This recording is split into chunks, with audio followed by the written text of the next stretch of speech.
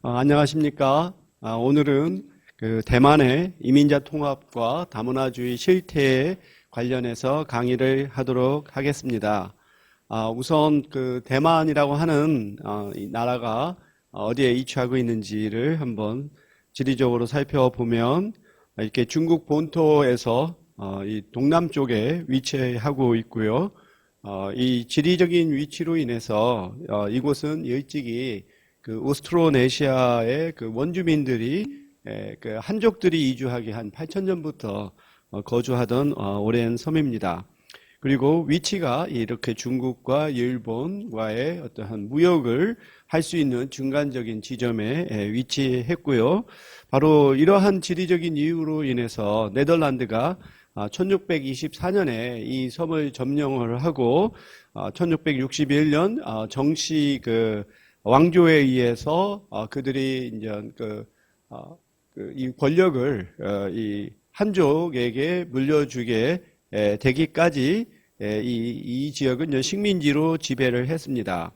이 네덜란드의 인들을 이렇게 무력으로 몰아낸 사람은 그 정성공이라고 하는 인물인데, 이 정성공은 이 정지룡이라고 하는 이러한 일종의 이 당시에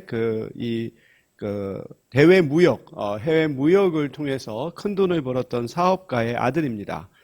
바로 이 정지룡이 일본에 체류하는 동안에 일본의 그 가신의 딸과 혼인을 해서 출생한 이 자녀가 정성공인데, 이 명나라가 청나라에 의해서 멸망이 되자 이 청나라에 대항해서 이 명나라의 그 가신들이 저항을 했는데 그 중에 한 사람이 바로 정성공입니다. 하지만 청나라 군대에 패해서 쫓겨가지고 이제 대만 섬으로 왔고, 이미 그 대만 섬을 식민지로 지배했던 네덜란드인들을 몰아내고 그들이 이제 최초의 한족에 의한 왕조를 시작을 하게 됩니다. 하지만 머지 안 가서 한 3대 후에 청나라 군대에 의해서 다시 대만이 이 청나라의 그 지배하에 들어가게 되고, 그 다음에 그 청일 전쟁에서 청나라가 패하고서 시모노세키 조약에 의해 대만 섬이 이제 일본의 식민지로 다시 넘어가게 됩니다. 그래서 일본이 2차 세계대전에서 패망하기까지 이 대만 섬을 이제 일본이 이제 식민 지배를 하게 되죠. 그리고서 이제 2차 세계대전에서 패망하고 중화민국으로 이것이 다시 복속되면서 현재에 이르고 있습니다. 그래서 앞서 말했던 것처럼 그 오스트로네시아 원주민들이 한족에 앞서서 8,000년 전에 이미 대만 섬에 거주했던 것이 명나라 그리고 청나라 시기에 중국 대륙에서 한족들이 이주하면서 대만은 다민족 국가로 이렇게 시작을 하게 됩니다. 그래서 대만에는 4개의 이민 집단이 존재를 하는데 원주민, 하카인, 민난인, 그리고 외성인이라고 부르고 있습니다. 여기서 이제 하카인은 중국 북방 지역에서 살다가 광동 지역으로 이렇게 중국 남부 지역으로 이주했다가 다시 대만 섬으로 이주한 이주민이고요. 또 민난인은 그 후젠성에서 살던 이런 한족들이 대만 섬으로 이주한 사람들입니다. 그래서 이런 하카인과 민난인을 합쳐서 본성인이라고 부르죠. 그러니까 일종의 선주민과 같은 개념이죠. 이러한 선주민의 일종의 대비되는 집단으로 외성인, 외부에서 왔다라고 해서 이런 외성인들인데, 이들은 1945년 중국이 다시 대만 섬을 지배하게 되면서 중국 대륙에서 온 그러한 사람들과, 그리고 1949년 중국에서 이 국민당이 공산당에 패하고서 이 장개석이 그의 지지자들과 이제 대만 섬으로 이제 일종의 피난을 하게 되죠. 그 수가 한 1,500만 명이 됩니다. 그래서 이들이 비록 인구 면에서는 본성인보다 작은 수이지만 이들이 이제 군사, 정치, 경제 면에서 이제 지배 세력이 돼서 1990년 민주화가 될 때까지 이제 국민당이 계속해서 어떤 장기 집권을 하게 되죠. 그리고 하카인과 민나니는 이제 먼저 와서 정착을 했던 그러한 본성임에도 불구하고, 그리고 또 민나니는 인구의 75%를 차지할 만큼 다수 집단임에도 불구하고 이들은 이제 인구 면에서는 소수지만 권력 면에서는 강한 외성인들에 의해서 다 같이 이제 지배를 받게 됩니다. 그래서 그 대만의 그 인구 구성을 볼 것 같으면 민나니는 71%, 그리고 외성인이 15%, 하카인이 12%, 원주민이 2%를 차지하고 있습니다. 이렇게 보면 사실 원주민을 제외하고 나머지는 다 한족이라고 볼 수 있겠죠. 하지만 또 이들이 같은 한족임에도 불구하고 이주의 시기가 다르고 문화가 다르고 언어가 다르다 보니까 하나의 또 다른 다민족 집단을 이제 형성을 하게 됩니다. 이 중에서 원주민은 가장 또 낮은 사회 경제적인 지위를 차지하고 있고요. 외성인은 인구 비율이 전체의 15%에 불과하지만 대만에서 가장 높은 사회 경제적 지위를 차지하고 있습니다. 하지만 이 원주민을 제외하고서 이 민난인, 하카인 그리고 외성인 간에 있어서의 어떤 사회 경제적 지위는 지속적으로 줄어들고 있는 그러한 추세에 있습니다.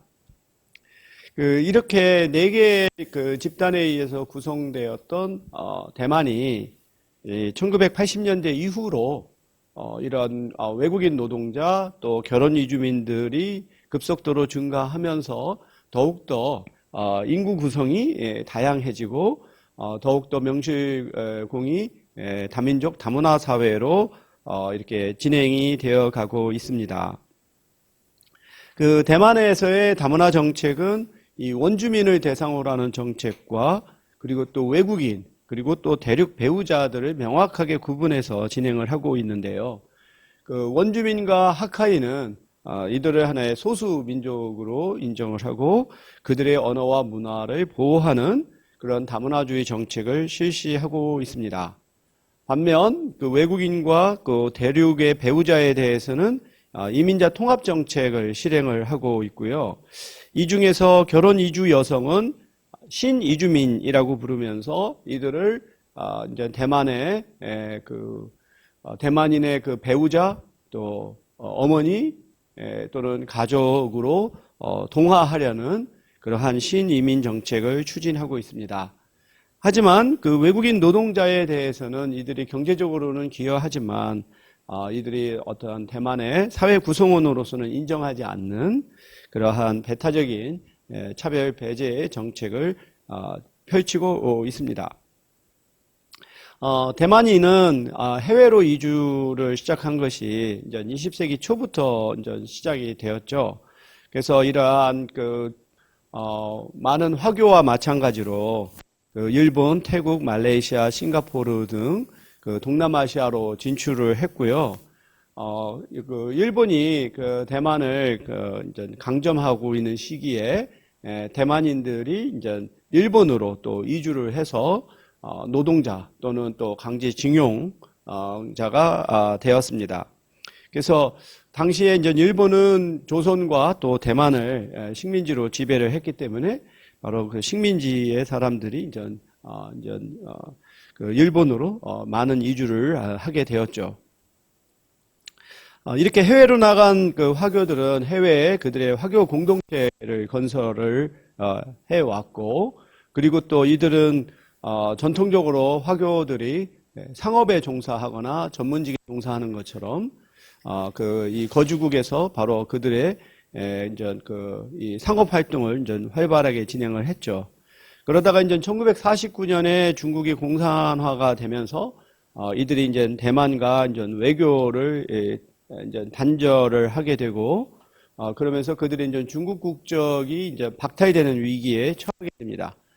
그러면서 이들이 이제 대만 국적을 이제 취득을 하게 되죠. 그리고 또 당시에 이제 대만은 중국과의 어떠한 체제 경쟁 체제에 있었기 때문에 이제 해외에 있는 화교들을 대만 국적을 취득하도록 하고 또 해외에 있는 화교 학교에 또 재정 지원도 하고 하는 그러한 정책을 펼쳤습니다. 우리나라에는 우리나라에 있는 화교는 사실 처음부터 대만 출신들이 아니죠.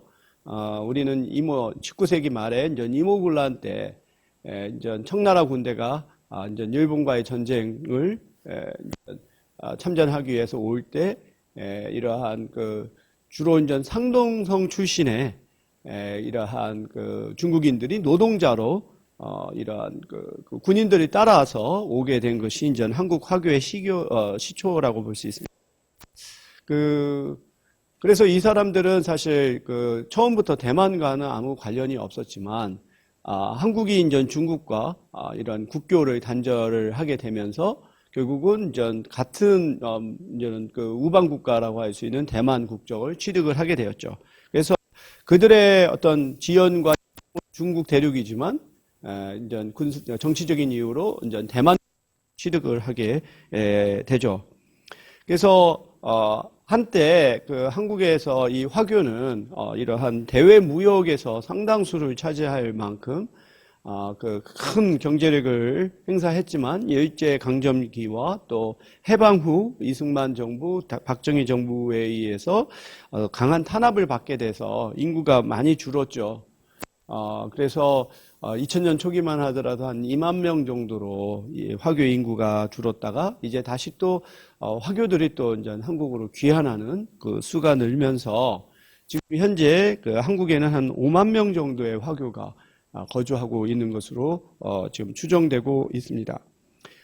이들 중에 상당수는 여전히 대만 국적을 갖고 있고 한국 국적으로 귀화를 하고 있지 않아요. 그래서 이들은 영주권자의 지위를 갖고 생활을 하는데 그로 인해서 또 많은 이 차별과 또 불이익을 당하고 있죠.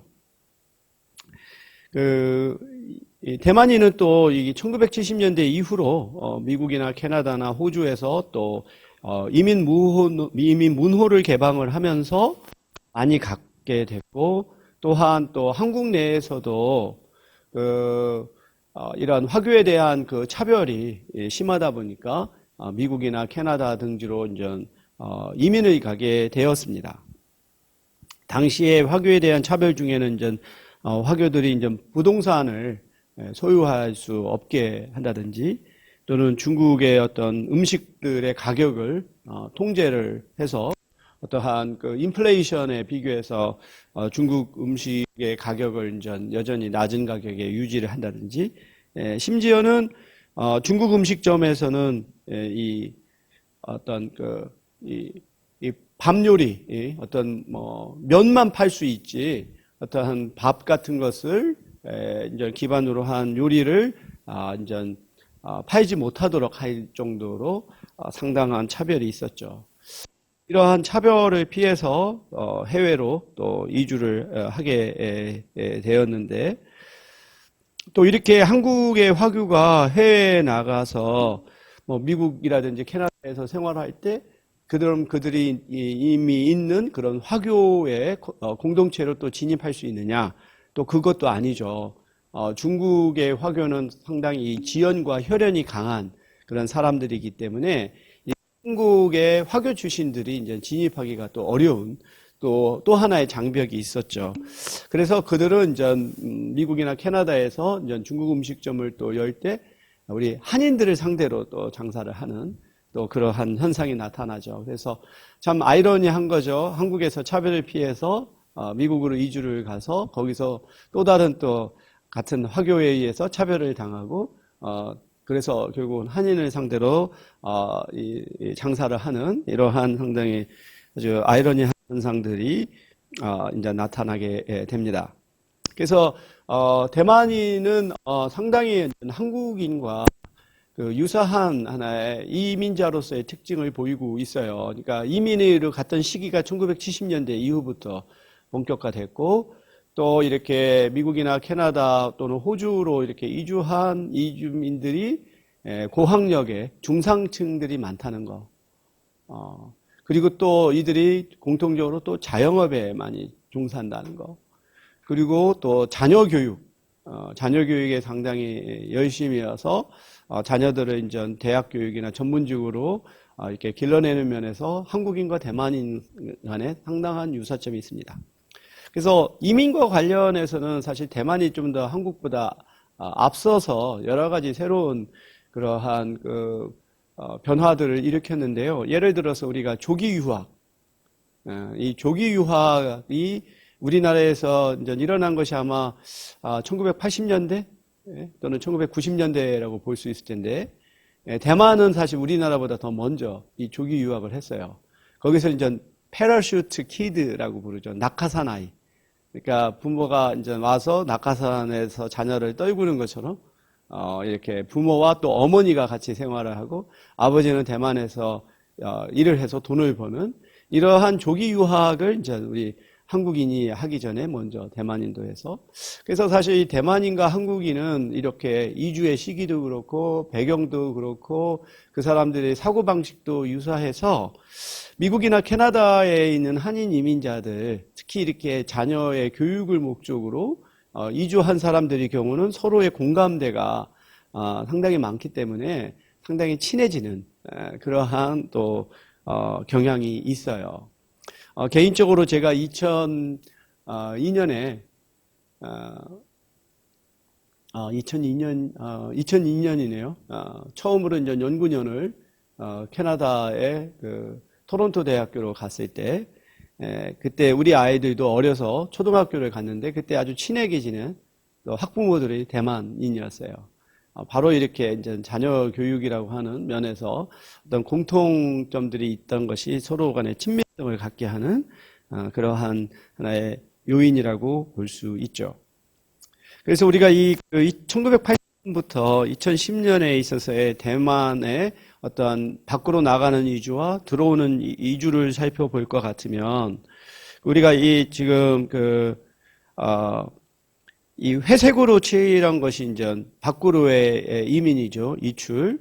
그리고 검은 선이 이제 대만으로 들어오는 것을 보여준다면, 1996년을 기점으로 해서 이게 이제 역전이 되는, 이제 밖으로 나가는 이주는 줄고 갈수록 줄고 대만 안으로 들어오는 이런 이민이 계속해서 증가하는 그런 현상을 보여주게 됩니다. 그래서 한국과 마찬가지로 대만도 전통적인 이민 송출국에서 이민 수용국으로 우리가 변했다는 걸 알 수가 있죠. 그래서 전 세계에 있는 대만인의 그 교민의 수가 한 1,700만 명 정도로 이렇게 알려져 있고, 그 중에 이제 다수가 이제 북미, 미국이라든가 캐나다에 집중되어 있고, 나머지는 이제 한국이나 일본이나 동남아시아 국가에 이렇게 분포하고 있음을 우리가 알 수가 있습니다.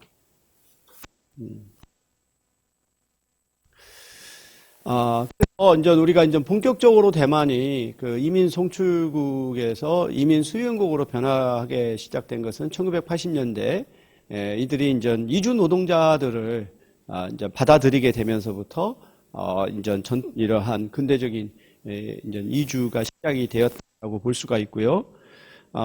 그래서 1992년에 한 4만 4천 명 정도로 이주민이 급등을 하게 되고, 그 이후로도 계속해서 지속되고 있는 것을 우리가 알 수가 있습니다. 지금 현재 대만에 있는 외국인 주민의 수가 한 2.1% 정도로 이제 뭐 한국보다는 낮은 수치이기는 하죠. 이렇게 대만에서는 뭐 한국과 마찬가지로 우리가 아시아의 그 네 마리 용이라고 불렀었잖아요. 한국, 대만, 싱가포르, 홍콩, 이 네 개의 국가가 굉장히 빠르게 경제 성장을 하게 되면서 결국은 부족한 인력을, 외국 인력을 통해서 이제 수용을 하게 되는 그런 면에서 상당히 유사한데, 대만의 이런 외국 인력 정책은 우리가 처음에는 이 외국 저숙련 노동자들을 받아들이는 것을 억제했던 그런 거부기가, 그 다음에 80년대 중반에 거쳐서 이제 이들을 이렇게 받아들이게 되는, 그러니까 대만에서 국가가 시행하는 대형 프로젝트의 건설업 같은 분야, 이런 분야에서 이제 노동력이 부족하다 보니까 이러한 저숙련 노동자들을 받아들이게 되는 이런 시기고, 그 다음에 89년에 이제 고용 허가제와 같은 이러한 본격적인 외국 인력 정책을 이제 시행을 하게 되죠. 그래서 대만에서는 1992년에 이런 이주 노동자를 정식 노동자로 받아들이는 고용 허가제를 시작을 해요. 근데 우리나라는 2004년에 이게 제정이 되고 본격적으로 시행이 된 건 2007년이거든요. 그렇게 보면은 대만이 우리보다 먼저 이러한 보다 더 제도화된 외국 인력 정책을 전개했음을 알 수가 있고요. 또 대만에는 이민서라고 해서 우리식으로 말하면 이민청과 같은 이러한 이민 전담 부서가 이미 설치되어 있어요.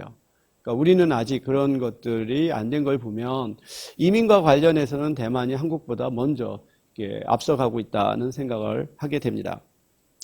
2020년 8월 기준으로 대만에 있는 어떤 저숙련 노동자들이 수가 한 44만 명 정도가 돼요. 우리나라에서는 이 고용허가제를 통해서 들어오는 이런 저숙련 노동자가 대략 한 50만 명 정도 되고, 그 외에 어떤 재외동포들을 대상으로 하는 방문허가제라든지 또는 단기 취업 이런 수를 합친다면 국내에 있는 아마 외국인 노동자의 수가 한 80만 명가량이 될 거로 생각이 돼요. 근데 대만의 경우에서는 이렇게 공장 노동자가 한 44만 명, 또 이거 못지않은 그 간병인들 또는 돌봄 노동자들이 수를 따지면 상당한 또 이러한 그 외국 인력으로 충원되고 있는데, 이 중에서 이제 베트남의 이주 노동자가 이런 저숙련 공장 노동자의 44%를 차지할 만큼 굉장히 큰 수이고, 그 다음이 필리핀, 인도네시아, 타일랜드. 그래서 전통적으로 이렇게 동남아시아 출신 국가의 노동자들이 이제 많은 수를 차지하고 있죠. 우리나라와 한번 대비를 한다면 큰 차이점은 우리의 경우에서는 중국 동포, 또 한족과 같은 중국인이 이러한 저숙련 노동자의 한 50% 이상을 차지할 만큼 비율이 상당히 커요. 근데 여기서 보면 중국의 노동자들이었죠. 바로 이게 중국과 대만 간에 있어서의 어떤 정치적인 이 긴장으로 인해서 특히 남성들의 경우는 대만으로의 이주가 이것이 취업이든 또는 결혼이든 이것이 상당히 엄격하게 제한이 되어 있다. 이제 그러한 차이가 상당히 이제 두드러진다고 볼 수 있어요. 이 대만의 경우에서는 이런 이주 노동자가 대만 기업에 취업을 하는 과정에서 보면 브로커에 의한 이런 중개업이 굉장히 중요한 비중을 차지해요. 그러니까 대만 정부가 일종의 대만 고용주 사업체의 고용주에게 이런 이주 노동자를 고용할 수 있는 쿼터를 부여를 하면, 이 쿼터에 맞춰서 대만에 있는 브로커들이 이런 베트남이든 태국이든 필리핀이든 그러한 승인을 받은 일종의 공식 기관으로부터 이런 이주 노동자를 이제 배정을 받게 되죠. 그런데 이러한 공식적인 그러한 송출업체, 일종의 라이선스드 에이전시를 우리가 송출업체라고 부를 수 있는데, 이들은 또 미등록 또 송출업체들로부터 이들을 소개를 받게 되는. 그래서 결국은 브로커가 브로커로 하고 여러 단계를 거쳐서 오게 되는, 그러니까 기본적으로 일종의 상업화된 일종의 중개업에 의해서 외국의 노동자들이 대만 기업에 이제 고용이 되는 구조를 갖게 되죠. 그러다 보니까 결국은 이 국가의 어떤 통제와 개입이 없고 어떤 민간 이런 상업 중개업자들이 이 송출업을 담당하는 그런 구조를 안고 있기 때문에 송출 비용이 더 비싸질 수밖에 없고, 그 다음에 이 송출업체들은 만약에 이주 노동자가 이제 도피를 했거나 또는 귀국을 하지 않거나 우리가 말하는 불법 체류 또는 미등록 외국인이 신분이 되면 그들에게 돌아가는 쿼터가 줄어들게 돼요. 그렇기 때문에 이들을 더욱더 엄격하게 통제하고 그래서 이들을 공항까지 데려가서 보내는 이 일을 더욱더 강력하게 실행을 하게 되죠. 이 과정에서 결국은 상당한 인권 침해의 소지가 많은 문제점이 있습니다. 그 대만의 경우에서도 바로 이 마지막에 대만 고용주에 이르기까지 여러 단계를 거쳐서 브로커들을 통해서 이제 채용을 하게 되는 거죠. 그래서 베트남 노동자는 이 브로커들한테 일종의 이 중개 비용을 부담을 해야 되는. 그리고서 만약에 어떠한 이주 노동자가 이제 도피를 했다든지 그걸 런어웨이라고 부르는데 거기서는 이렇게 도피를 했거나 또는 귀국하지 않거나 그렇게 해서 쿼터가 줄고 그런 문제가 되면은 이 중개업체가 일종의 그 중개권을 송출권을 상실하게 돼요. 그게 규제거든요. 그런데 이 송출업체가 한 12개 정도의 일종의 그러한 그 중개 허가증을 미리 이제 발급을 받는 거죠. 한 개 업체가 여러 개를 해서 하나가 취소가 되면 또 다른 방식으로 그것을 우회하는. 그래서 우리가 지난달에 동아시아 이민자 통합 국제학술대회에서 대만 국립대학교의 페이차리 란 교수가 발표했던 논문에서 Bridge, Bypass and Reroute라고 하는 그 논문에서 바로 이 대만에서의 이러한 이 외국인 노동자의 채용을 둘러싼 이러한 그 시스템의 문제점들에 대해서 이렇게 지적을 하고 있어요. 그래서 대만의 상업적인 외국 인력의 송출 중개 구조가 어떻게 보면 상당히 이제 그 대만으로 이렇게 입국하는 그것을 용이하게 만들지만 또한 이것이 많은 또 제약 요건이 된다. 그래서 이런 것을 그 이주의 하부 구조라고 이렇게 부릅니다. Migration Infrastructure. 그래서 이 Migration Infrastructure라고 하는 것은 이주민들의 이동성을 촉진하고 조절하는 서로 체계적으로 연결된 기술이라든가 제도라든가 행위자들의 일종의 집합을 우리가 Migration Infrastructure라고 할 수 있어요. 바로 이렇게 외국인 노동자를 데려오기 위해서 송출국에서의 어떻게 보면은 그 정부가 있고 뭐 그 중에서 노동부가 있고 거기에서 또 이 송출업자가 있고 또 대만에서의 또 정부가 있고 고용주가 있고 또 그들에게 인력을 제공하는 또 이 브로커가 있고 이들을 다 연결하는 이러한 시스템을 의 하부 구조라고 부르는데 이 과정에서 가장 사실 현장에서 그 일을 하는 사람은 외국인 근로자잖아요. 이들의 어떤 인권의 침해의 문제, 송출의 비리의 문제가 있으면은 이것이 이제 사회 이슈가 되고 정부는 그것을 개선하기 위해서 규제를 만들죠. 아까 말한 것처럼 좀 불법적으로 이 그 송출업을 하고 있는 기관을 회사를 이제 퇴출시킨다던가 그러면 그들이 이제 새로운 이름으로 다시 또 창업을 해서 그것을 제공하는 이런 방식으로 이들이 어떠한 규제가 있으면 규제를 피해서 자기 이속만 챙기는 그런 경향이 있다라고 이렇게 얘기를 하고 있습니다. 그래서 이와 같은 그 이주의 하부 구조라고 하는 것은 이러한 외국 인력만이 문제가 아니라 사실 결혼 중개업도 뭐 우리가 이렇게 볼 수 있죠.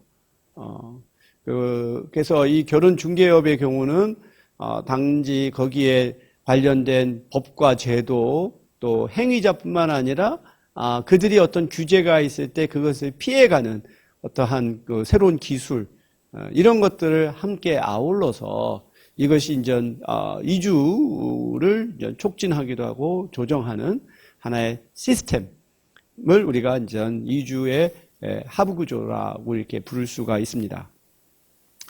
우리나라의 경우는 그 대만보다 정부가 이러한 그 외국 인력 송출의 분야에 직접 개입을 해서 이것을 관리를 해요.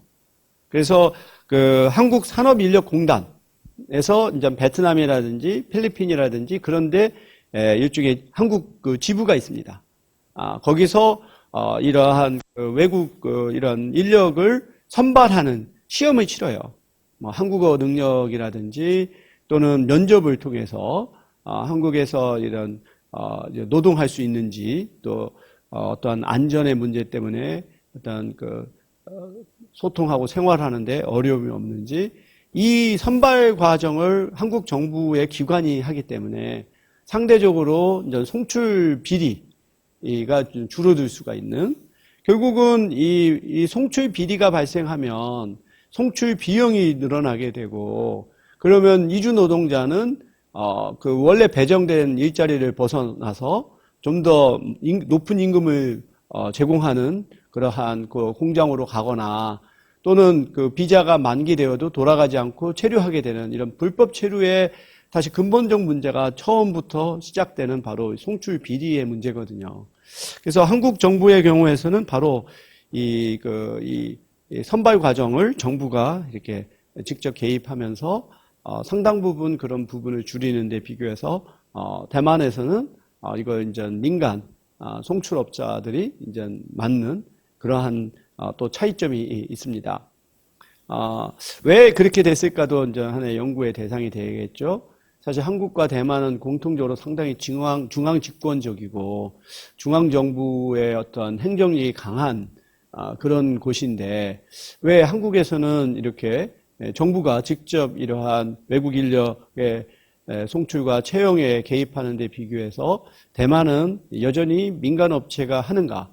이 부분이 이제 또 하나의 궁금한 점인데 또 하나의 또 어떤 역사적 배경, 다시 말해서 이 송출 업체들이 또 굉장히 강력한 정치 경제적인 힘을 갖고 있어서 이들이 하나의 로비 세력이 되고 정부가 개입하는 부분을 막는 그런 측면이 있을 수 있다고 생각을 합니다. 다음에 대만에서의 중요한 또 이민자 집단이 결혼 이주 여성이죠. 이 대만에서도 이제 1980년부터 바로 이 농촌 지역에서의 어떠한 배우자를 구하기 어렵게 되면서 이 동남아시아라는 부터 이들을 이제 받아들이게 되죠. 그래서 대만에서는 이 결혼 이주 여성들을 이제 신이주민이라고 부르고 이들을 이제 현실의 대만 사회로 동화시키려고 하는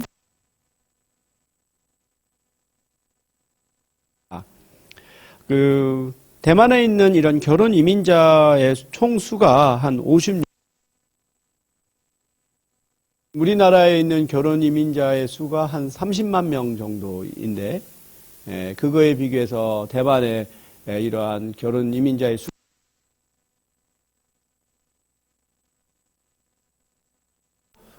이 중국 대륙 출신이 35만 명으로 62.5%를 차지해요. 아무래도 이제 언어라든지 문화 면에서 또 지연적인 면에서 또 가깝기 때문에 중국 대륙에서 여성들이 대만으로 이주했다고 볼 수가 있고 또 홍콩, 마카오 출신의 또 이주민들이 있고 비중국인 결혼 이주 여성은 한 34%가량을 차지하죠. 그래서 훨씬 더 많은 수가 중국 대륙으로부터 왔는데 이들에 대한 대만 정부의 정책은 상당히 아주 좀 완전히 좀 상이한 방식으로 취하죠. 조금 이따가도 설명하겠지만 이 중국 대륙은 이쪽에 공산주의 국가이고 어떤 체제적으로 위협이 되기 때문에 이 중국 대륙 출신의 이 결혼 이주 여성은 좀 더 그들이 대만 사회의 하나의 소속감에 대한 의문을 갖고 있고, 그래서 이들이 대만 국적을 취득하는 기간이나 요건이 동남아시아 출신의 여성들이 국적을 취득하는 것보다 훨씬 더 오래 걸리고 또 요건이 엄격해요. 한때는 중국 대륙 출신의 결혼 이주 여성들은 취업을 또 할 수 없는 그런 여러 가지 차별이 있었는데, 그는 이제 지금은 해소가 된 것으로 알고 있습니다.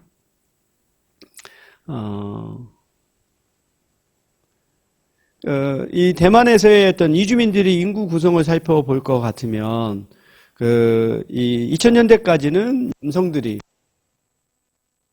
이제는 여성들이 더 많은 수를 차지하게 되는, 이것은 결혼 이민자라고 하는 특징도 있지만 또 간병인, 돌봄 노동자들에서 또 여성들이 많은 수를 차지하고 있기 때문에 이러한 변화가 생겼다라고 볼 수가 있습니다. 대만에 있는 외국인 주민의 특성을 살펴보면 한국과 유사하게 이주민 중에서 영주권자의 비율이 매우 낮다라고 하는 거죠.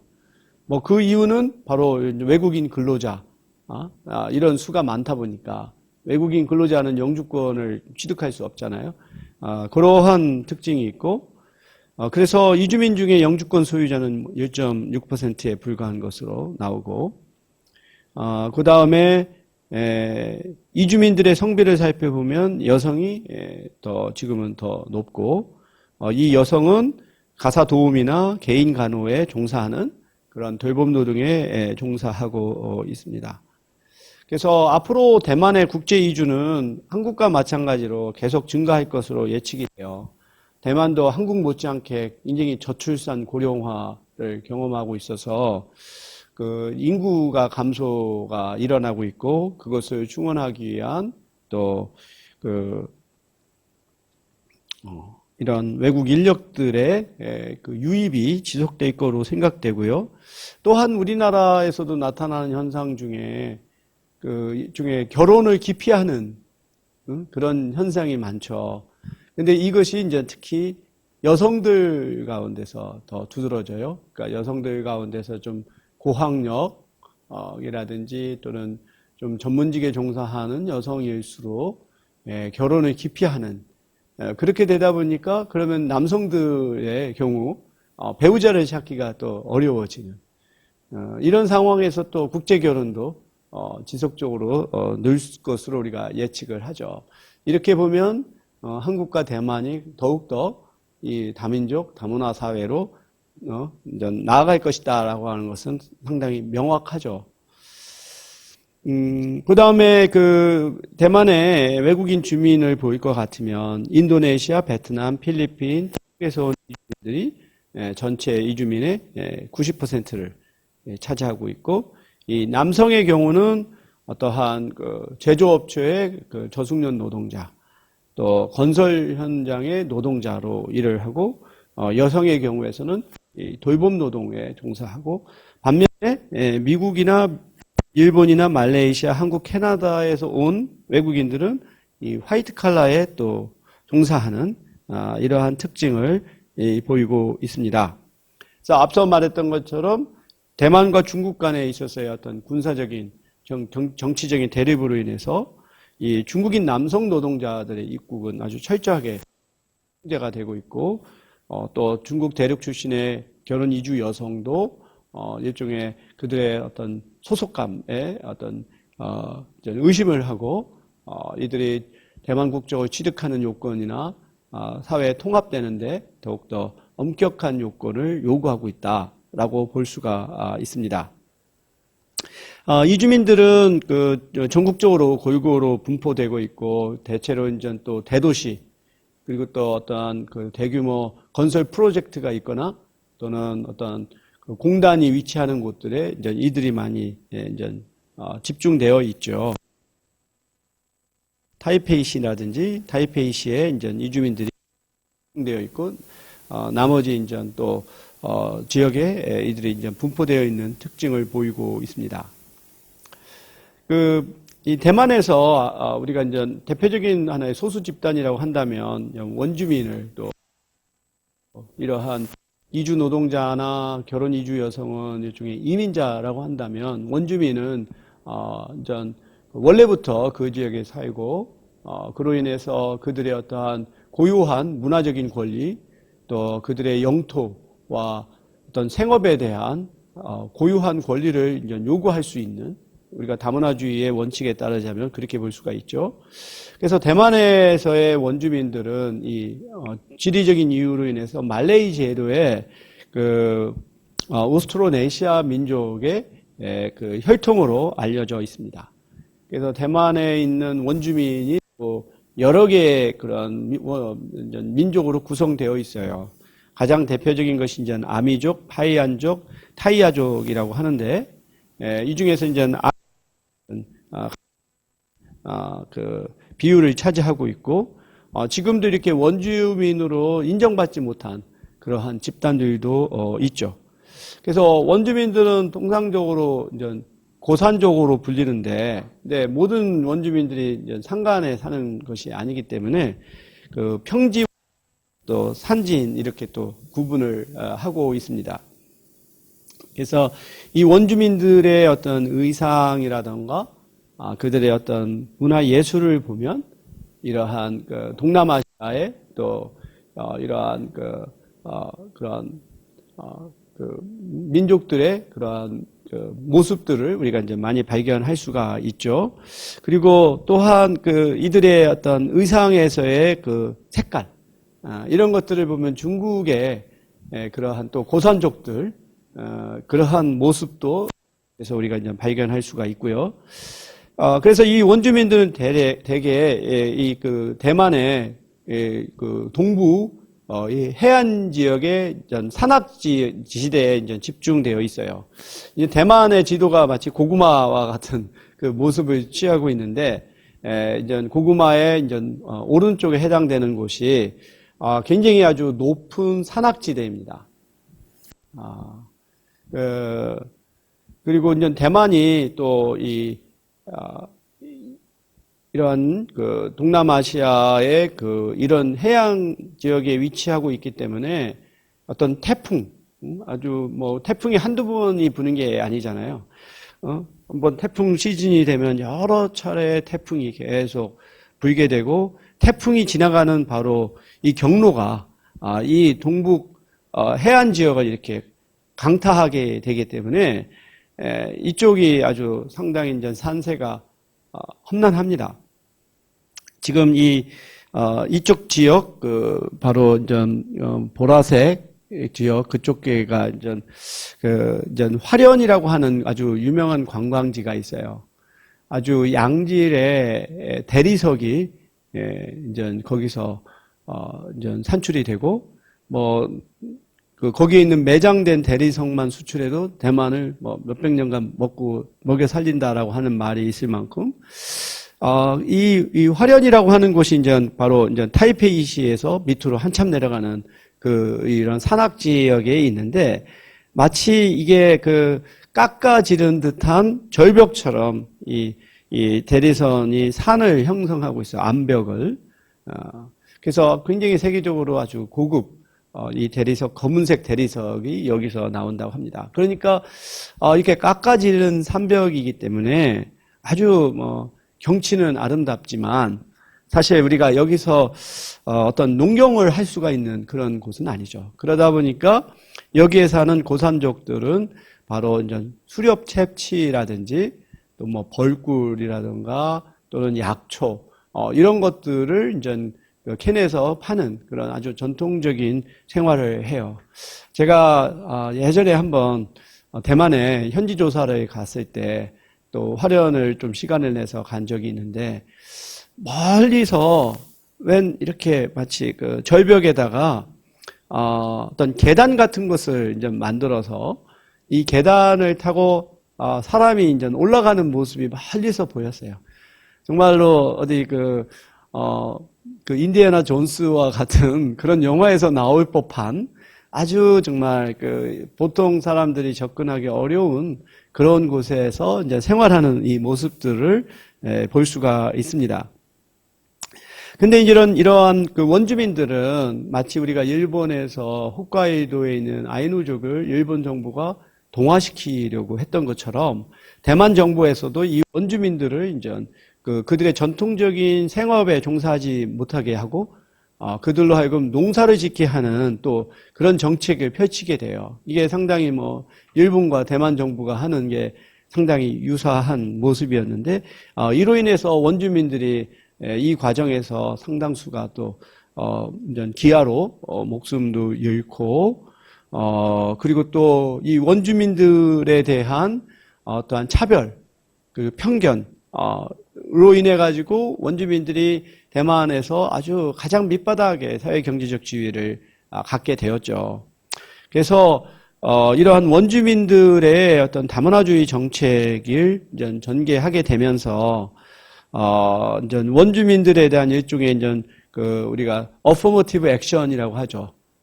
일종의 적극적 조치를 통해서 이들의 고용을 증진하고 또 교육을 또 성과를 높이는 이런 정책을 펼치게 되면서 이들의 특히 교육 분야에서의 성과가 가장 두드러지게 개선되고 있는 것을 볼 수가 있습니다. 그래서 무엇보다도 대만에서는 2005년에 원주민 기본법을 제정을 해요.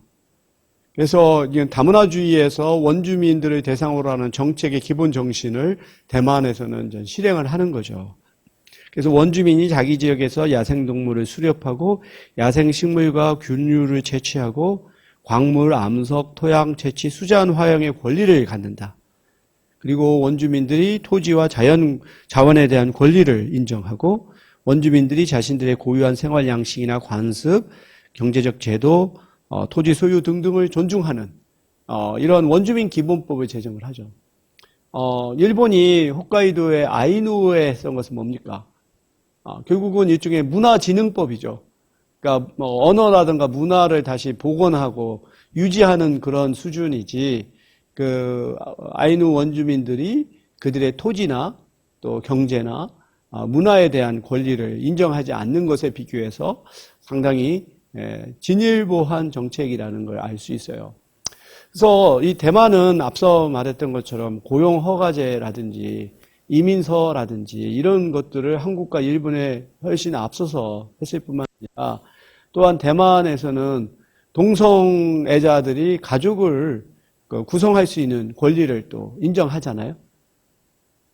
그래서 참 그런 면에서 보면 한국은 여전히 동성애자들 또 성소수자들에 대한 이 편견과 차별이 굉장히 강한, 그리고 어떤 법원이라든지 어떤 법률에 있어서 굉장히 엄격한 가부장적인 그런 질서를 유지하는 것에 비교해서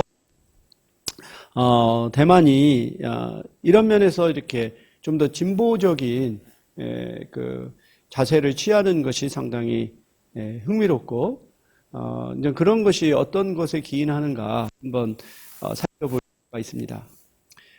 이 하카이는 앞서 말했던 것처럼 이들도 비록 한족이지만 또 소수민족이고 또 국민당 정부, 그러니까 외성인들에 의한 지배 체제에서 이들이 차별을 많이 받았어요. 그래서 이제 하카이들의 어떤 문화 운동이 일어나게 되는데, 하카라고 하는 것은 한자로 보면 객가죠. 그러니까 이제 고향을 떠나서 타향에서 이제 살아가는 이런 상당히 이주라고 하는 것이 그들의 하나의 생활 양식의 기본이 되는 그런 민족이죠. 그러다 보니까 이주민들은 토지 소유가 어렵죠. 그러다 보니까 유통이라든가 상업이라든가 교육과 같은 분야에 종사하게 되는데, 이게 마치 유대인들의 하나의 생활 경제 양식과 유사하다 해서 중국의 유대인이라고 부르고요. 또 하카인들은 또 전통적으로 이 반란이나 혁명에 참여한 지도자들이 많아요. 그래서 인구는 적어도 중국에서의 어떤 대표적인 지도자들 중에 하카 출신이 많습니다. 태평천국을 이끌었던 홍수전이라든지 또 중국의 어떤 중국 뭐라고 할까, 우리 중국의 대부라고 하는, 중국의 아버지라고 하는 손문, 그리고 또 덩샤오핑, 또 리덩후이, 마잉주, 또 싱가포르의 리콴유, 이들이 다 또 하카 출신이라는 것이 상당히 아주 좀 의미가 있는 것입니다. 사실 유대인들도 그래요. 유대인들 중에는 지식인들이 많았습니다. 그래서 마르크스도 유대인이고, 또 러시아 혁명을 이끌었던 많은 혁명가들, 우리가 스탈린과 또 끝까지 경쟁하다가 결국은 처형이 됐던 또 그 지도자가 있죠. 굉장히 아주 지적으로 높은 수준의 같은 지식인이었는데, 하여튼간 이런 식으로 이 유대인 출신 중에서도 이러한 혁명 사상을 갖고 있는 사람들이 많았어요. 바로 이러한 것은 우리가 이쪽에 이런 이주민들은 이쪽에 아웃사이더의 성향을 갖거든요. 주류 사회에 들어가지가 못하죠. 그로 인해 가지고 주류 사회에 진입하지 못하니까 주류 사회를 일종의 아웃사이더의 관점에서 바라보게 되고, 그 주류 사회의 모순과 한계를 깨닫기 때문에 그것을 뒤집어 엎을 수 있는 어떤 혁명적인 사상을 가질 수가 있어요. 바로 유대인이나 학카인들 가운데 어떻게 보면 새로운 사상가 또 혁명적인 지도자들이 나오게 되는 그런 것도 유래한다고 볼 수 있겠습니다. 그래서 그 학카인은 그 민난인에 비해서 더 늦게 대만 섬에 진출하다 보니까 선주민들과 많은 갈등을 벌이게 돼요. 그래서 일제 강점기 중에는 이 학카인과 또 민난인 간의 갈등을 이제 금지시키는, 그래서 그들을 이제 지리적으로도 구분하는 그런 정책을 펼치게 되죠. 그로 인해 가지고 그 일제 강점기 시기에서는 서로 분리되어 있었고, 그로 인해서 학카인들이 그들의 어떤 고유한 언어나 문화를 유지할 수가 있었어요. 그리고 두 집단 사이에서는 결혼도 하지 않을 만큼 서로 이렇게 왕래되고 없는 이런 고립된 정책을 펼치게 되었었죠. 그러던 것이 이제 중국에서 이 국민당의 이제 잔존 세력들이 들어와서 그들이 본성인이 되고, 본성인이 비록 인구는 더 늦고 또 후발주자임에도 불구하고 먼저 왔던 선주민들을 지배하는. 근데 인구수에서 부족 열세에 물리니까 그걸 군사력으로 강압 통치를 하게 되죠. 그래서 이런 것이 폭발한 것이 1947년 2월 28일. 이것을 이제 대만에서는 228 사건 또는 228 혁명이라고 불러요. 이 본성인들이 이 외성인들의 어떤 강압에 저항해서 어떤 민중 봉기를 일으켜요.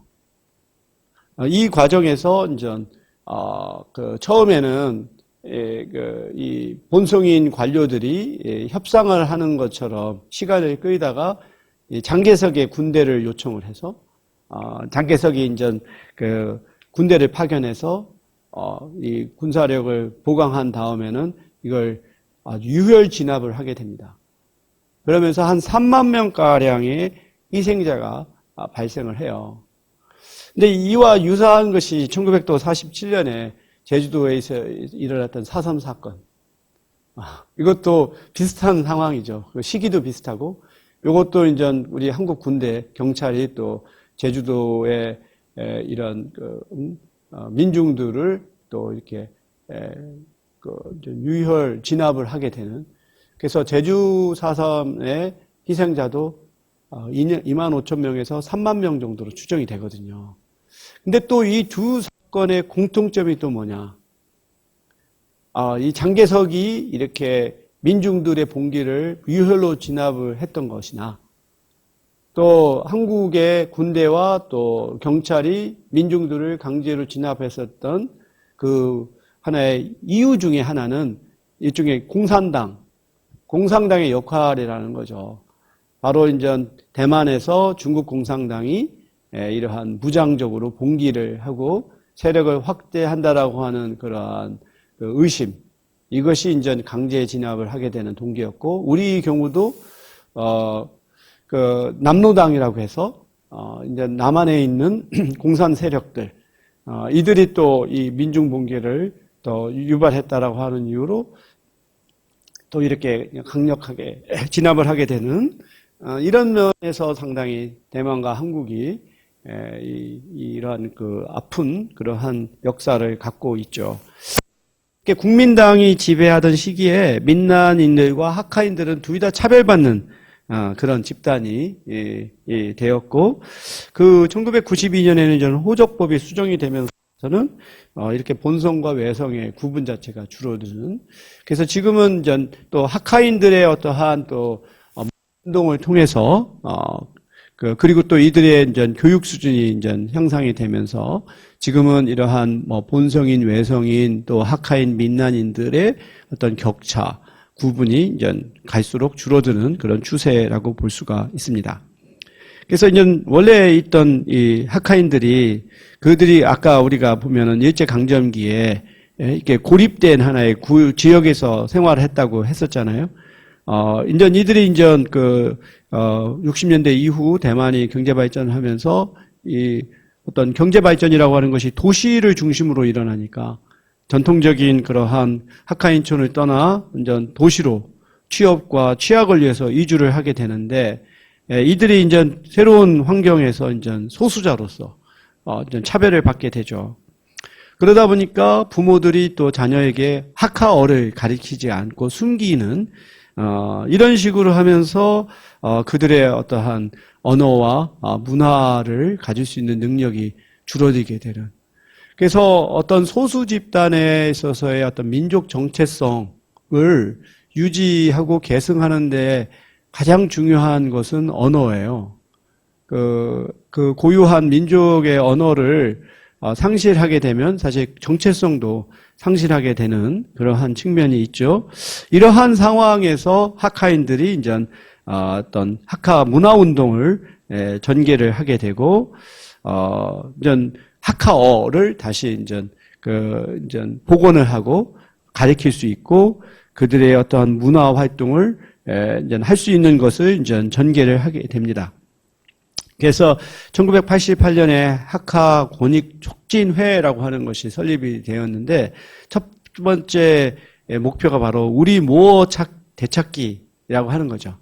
그래서 이제 학하어를 다시 자녀들이 학습을 하고 이제 계승할 수 있는 이 언어 문화 운동을 통해서 어떤 문화 정체성과 집단 권리를 얻을 수 있는 하나의 플랫폼을 만드는 것이었다라고 볼 수 있어요. 이러한 점은 캐나다에서의 다문화주의 정책과 상당히 유사해요. 그러니까 퀘벡에 있는 프랑스계 사람들이 뭔가 자신들의 어떤 독립적이고 자율적인 권리를 주장을 할 때 처음으로 주장했던 것이 바로 공식어에 프랑스어가 포함이 되는 거죠. 그래서 캐나다에서의 다문화주의 정책의 첫 번째가 바로 그 공용어 정책이었어요.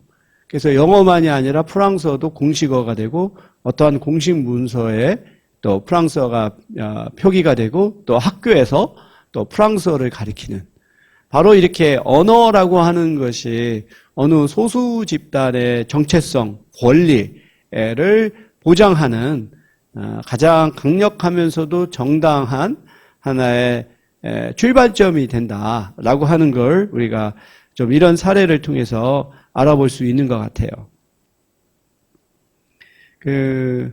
그리고 이제 2001년에 이제 학하유헌회라고 하는 것이 좀 있고요. 또 이쪽에 그 중국에는 또 대학 중에서도 학하의 어떤 문화를 다시 복원하고 유지하는 것을 중에 전문적으로 하는 대학교가 있을 정도로 상당히 이제 그런 제도적으로도 나와 있고 또 아까 우리가 2005년에 원주민 기본법이 제정된 것을 우리가 알 수 있듯이 2010년에 학하 기본법이라고 하는 것이 이제 제정이 되죠.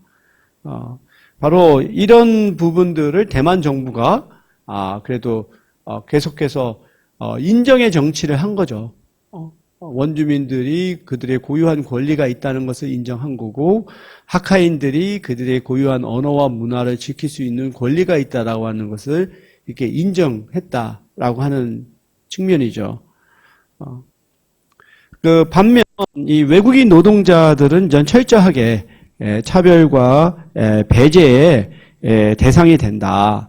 그래서 이들은 단기적으로 와서 일정 기간 체류하고 다시 또 돌아가야 되는 그리고 이들의 어떠한 그 송출과 채용에 있어서 민간 중개업자들이 아주 강력한 영향력을 행사하고 있다는 거.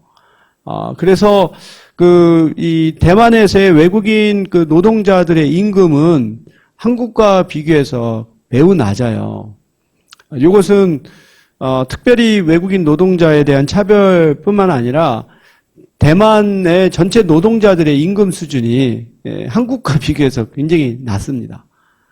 그래서 우리가 한때 우리나라를 헬조선이라고 불렀는데 대만의 청년들은 대만을 지옥의 섬이라고 불러요.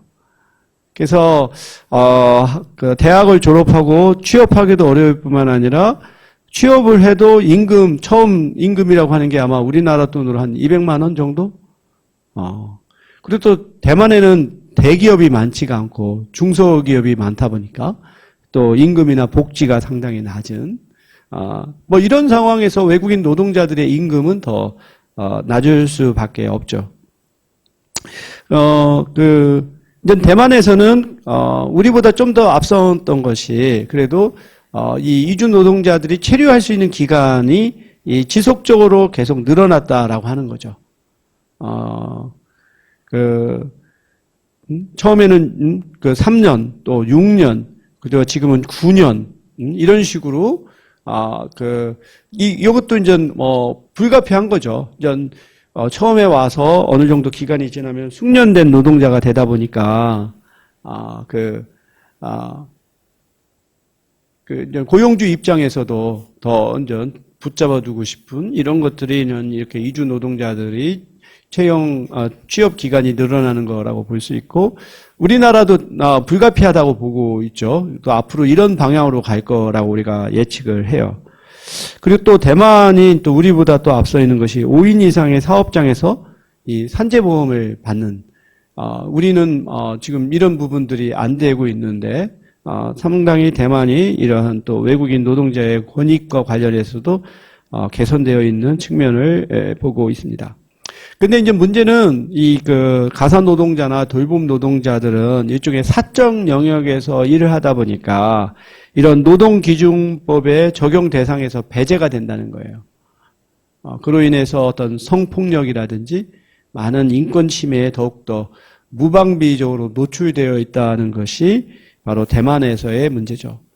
그래서 우리나라나 일본의 경우에서는 외국인 근로자가 오더라도 대체로 이러한 육체 노동에 종사하지 이런 돌봄 노동에는 외국인들이 많이 들어오질 않아요.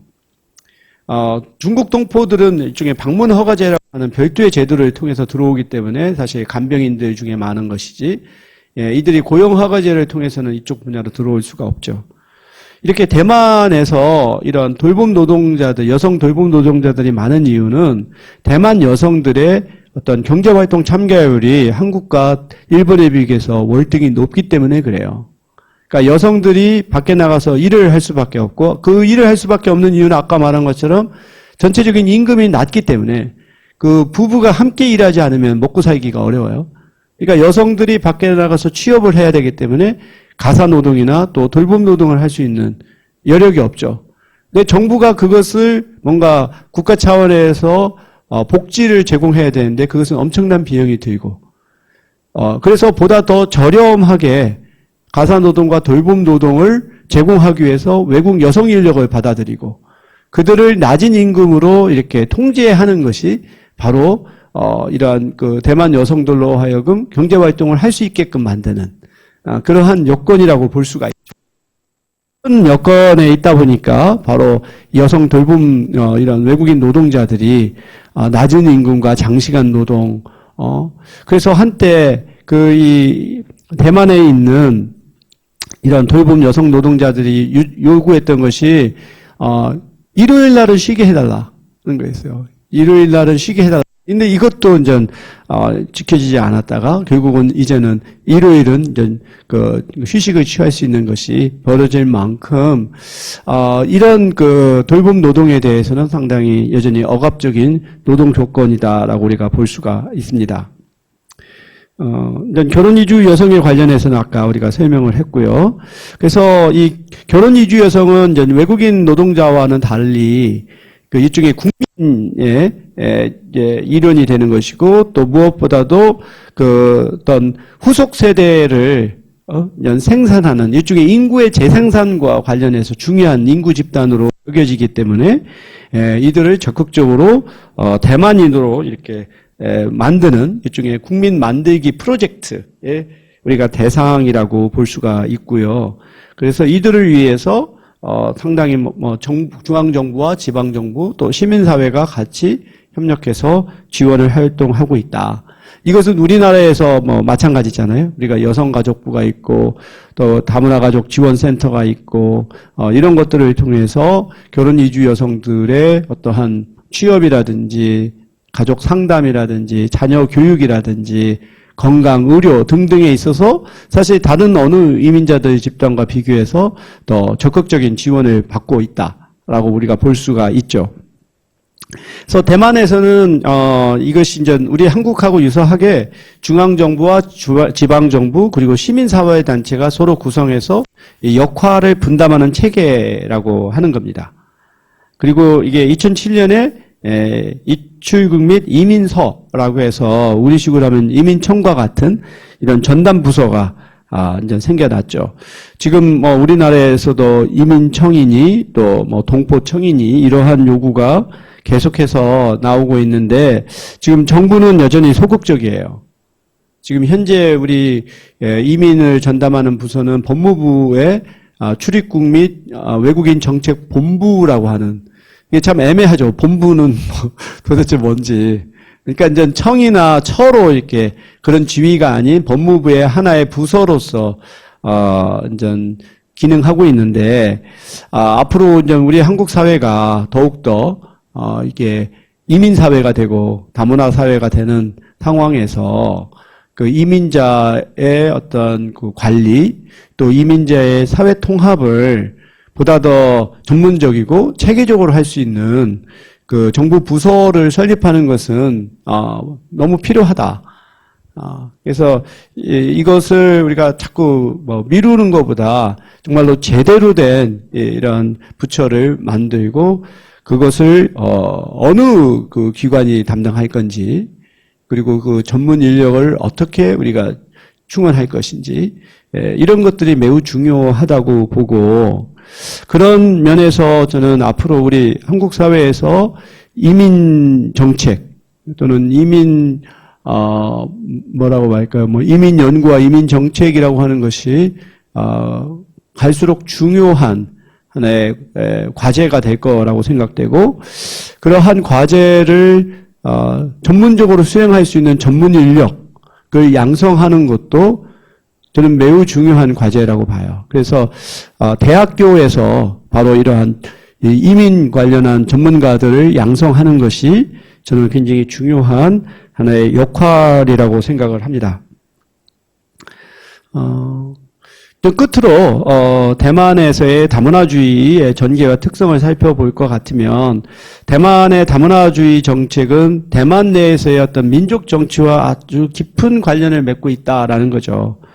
그러니까 대만에서 오랫동안 장기 집권을 했잖아요. 그거에 대항 세력인 진보당이 이제 출연을 하고, 근데 이제 국민당이 아까 말했던 것처럼 대만의 어떤 그 기득권층이라고 할 수 있는 국민당 지지 세력이라고 한다면 민주진보당은 이제 본성인들, 원주민들 또는 소수자들, 그러한 전통적인 어떻게 보면 야당, 세력이었었죠.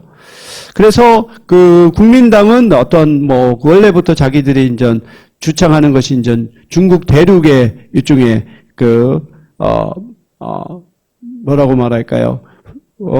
국토를 회복한다라고 하는, 자신들은 일시적으로 이렇게 후퇴했을 뿐이지 다시 본토를 회복한다라는 생각을 갖고 있고, 그 반면 이제 민주진보당은 대만에서의 어떤 선주민들, 대만이 하나의 독립된 국가로서 존재해야 된다는 생각을 갖게 되죠. 그리고 이들의 지지 세력들이 바로 이제 소수민족들이었기 때문에 이들은 국민당이 어떠한 그 동화주의적인 정책을 펼치고 원주민이나 하카인들에 대해서 억압적인 정책을 펼쳤던 것과는 다르게 이들의 하나의 고유한 권리를 인정하는 이러한 그 이념을 갖게 되는 거죠. 그러니까 정치적으로 사상적으로 보다 더 소수민족의 친화적인 측면도 있지만 자신들의 정치 기반이 그들에게 기존 기초하고 있기 때문에 그들을 대변할 필요성이 있는 거죠. 그러한 차원에서 이제 민주진보당이 이제 대만의 4대 민족설을 이제 주장을 하죠. 대만이라고 하는 것이 원주민, 하카인, 민난인, 외성인의 민족들로 구성된 다문화 국가다. 다민족 국가라는 것을 인정을 하고 이러한 대만의 다문화주의 담론이 어떠한 그 대통령 선거에 있어서 하나의 그 비전으로 제시가 되고 그래서 이러한 이러한 그 본성인들의 또 원주민들의 지지를 받은 민주진보당이 이제 정권을 이제 처음으로 탈환하게 되면서 바로 이런 다문화주의 정책이 그 대만 정부의 하나의 그 이념으로 정책으로 실현이 되었다라고 볼 수가 있는 겁니다. 그래서 그 캐나다가 일종의 그 영국계와 프랑스계가 분열될 수 있는 그 상황에서 그게 두 개를 통합하기 위해서 이런 다문화주의라고 하는 것이 하나의 정책으로 이런 도입이 된 것과 마찬가지로 대만에서도 본성인과 외성인 간의 이러한 그 분열과 대립을 하나의 대만인으로 4대 민족으로 구성된 하나의 대만인이라고 하는 정체성으로 묶으려고 하는 차원에서 이 바로 다문화주의라고 하는 것이 이 도입이 되었다. 이제 우리가 이제 바로 이렇게 서로 다른 하나의 시기와 조건에서 출현했던 그러한 사상이라든지 정책들을 이렇게 비교를 해볼 수 있는 것이 매우 중요합니다. 우리 학생들도 이렇게 단편적으로 이렇게 이런 지식들을 이렇게 이해하고 암기하려고 하려고 하는 것이 아니라 서로 이렇게 어찌 보면 연관되어 있지 않는 것으로 보이는 것들이 결국은 근본적으로 하나의 보다 일반적인 것에 하나의 표출된 현상이다라고 볼 수 있는 이러한 그 사고를 하는 것이 매우 중요해요. 특별히 이번에 그 기말고사가 비대면으로 치르게 되기 때문에 이것은 전 오픈북 형태로 질문을 내게 되는데 내가 이제 그 출제하려고 하는 시험 문제의 의도가 바로 그거예요. 뭐 어떤 단순한 암기는 그냥 찾아보면은 답할 수 있죠. 오픈북에서는 그것이 중요한 것이 아니라 이렇게 서로 흩어져 있고 떨어져 있는 것들 간의 어떠한 연관성을 찾고 그것을 좀 개념화하고 이론화하는 것에 여러분이 좀 중점을 두어야 합니다. 그러기 위해서는 사실 개별적인 사건이나 현상에 대한 이해가 우선 선결이 되어야죠. 그렇지만 이제부터 더 중요한 것은 그것들을 서로 연결시킬 수 있는 거, 이런 부분들을 여러분이 좀 더 좀 중점을 두고 준비를 해 주었으면 좋겠습니다. 그래서 대만의 다문화주의는 상당히 이 국가 주도의 성격이 강하다. 그래서 정부가 정치적인 목적과 대만인으로 통일된 민주국가를 건설하는 목적으로 다문화주의를 활용했다. 그래서 이것은 캐나다, 호주 등등의 국가에서 하는 일종의 국가 주도의 다문화주의가 공통적으로 다문화주의는 또 다른 형태의 하나의 이주민 소수민족의 관리 정책이다라고 볼 수 있어요. 아까 겉으로는 그 각각의 집단들의 고유한 문화와 언어와 정체성을 인정하고 서로 공존하는 것을 표방하지만 보다 더 실질적인 목표는 어떻게 하면 다양한 우리가 하나의 그 통일된 체계 안에서 관리하느냐, 그러한 측면이 사실은 보다 실질적인 목적이라고 볼 수 있는 거죠. 우리가 지난번에 이제 한국과 일본과 대만의 다문화주의 정책 지수를 비교했던 것처럼 이렇게 대만이 한국과 일본에 비교해서 훨씬 더 앞선 그런 다문화주의 정책을 실천하고 있음을 알 수가 있고요. 무엇보다도 중앙이나 지역이나 지방 차원에서 다문화주의를 헌법이나 사법, 입법적으로 인정하고 있다라고 하는 것 자체가 출발점이 굉장히 다른 거죠. 예. 그리고 또한 그 대만에서의 다문화주의의 특징은 국가와 시민사회 간에 있어서의 정책 연대가 이루어지고 있다라고 하는 거죠.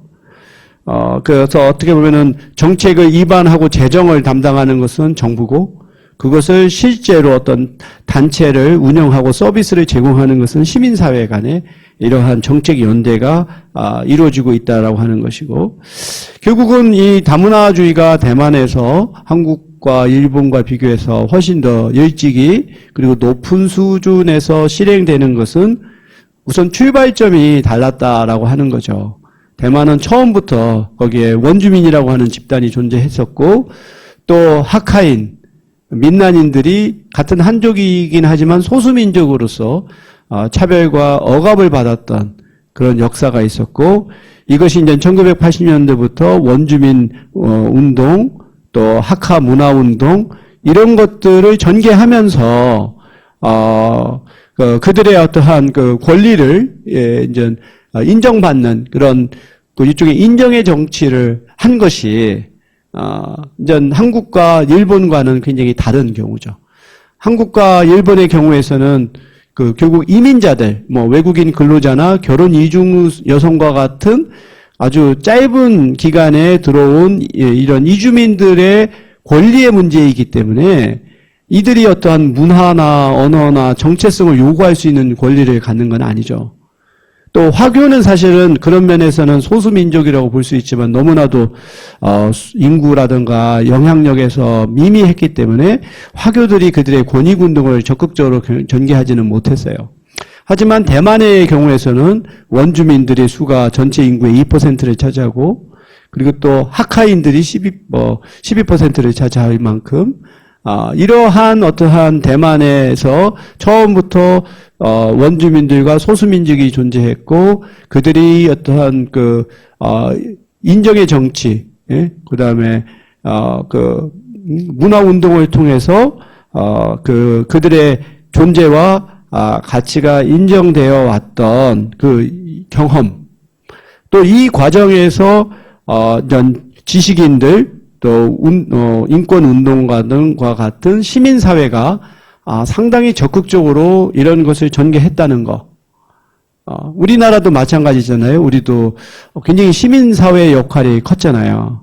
우리가 그 과거 그 권위주의 체제에서 그 노동자들 또는 정치 그 민주화 운동을 전개하면서 이 시민사회의 영향력이 정말로 정부를 견제할 만큼 크게 성장을 했고 이러한 시민사회가 80년대 이후로 새로운 하나의 집단으로 등장한 외국인 노동자나 결혼 이중 여성들의 권익을 증진하기 위한 노력을 하고 이것이 또 이제 참여정부에 들어서서 시민사회와의 정책 연대가 이루어진 것이 보다 더 진보화된 하나의 다문화 정책 또 외국인 정책을 전개하게 된 계기가 된 거죠. 그러니까 한국과 대만에서는 강력한 정부도 있었지만 또 강력한 시민사회가 있었어요. 그래서 그들이 하나의 공통의 목표를 가지고 정책 연대를 했던 것이 바로 이러한 그 진일보된 하나의 뭐 외국인 정책, 다문화 정책을 우리가 할 수 있었다라고 한다면 일본의 경우에서는 사실 그 정부가 강력하지만 거기는 중앙 정부가 우리 한국만큼 그렇게 강력하게 어떤 정책을 전개하기가 어렵고 또 일본의 시민사회는 되게 풀뿌리 차원의 지자체 차원에서의 하나의 운동이지 하나의 그 국가적 차원에서의 하나의 그 집결되고 영향력 있는 운동을 전개하지를 않아왔던 거죠. 이것이 결국은 정부로 하여금 이런 이주민들의 권리를 증진하고 그들의 문화를 보존하는 쪽으로 강력하게 밀어붙일 수 있는 힘이 부족했던 것이고, 그렇기 때문에 일본에서의 외국인 정책이나 다문화주의 정책은 외국인들이 집중된 지역에서 지방자치 차원에서의 하나의 운동이지, 이것이 하나의 전국적으로 통일되고 강력한 힘을 가진 정책으로 전개되지 못했다는 거.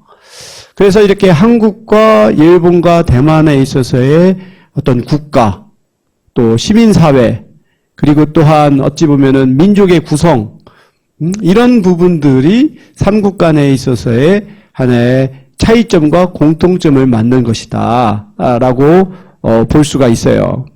지금 제가 말씀드린 이 부분은 저의 한국사회학에서 그 출판했던 그 논문, 그 한국적 다문화주의의 전개와